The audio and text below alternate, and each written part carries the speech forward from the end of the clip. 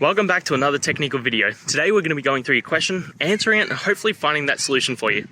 Now, remember to stay just a little bit crazy like me, and hopefully you get to that resolution. Now let's continue on.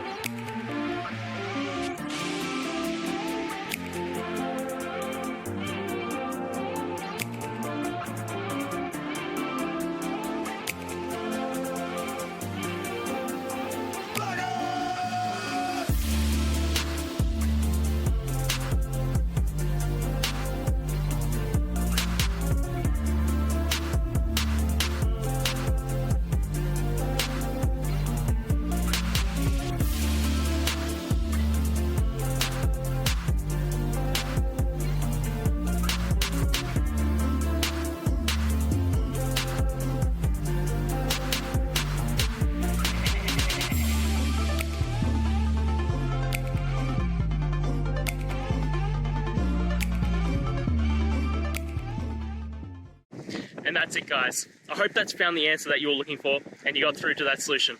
If you did, please hit the subscribe button. I'd really appreciate it. And until the next time you have a technical issue, I'll see ya. Have a good one.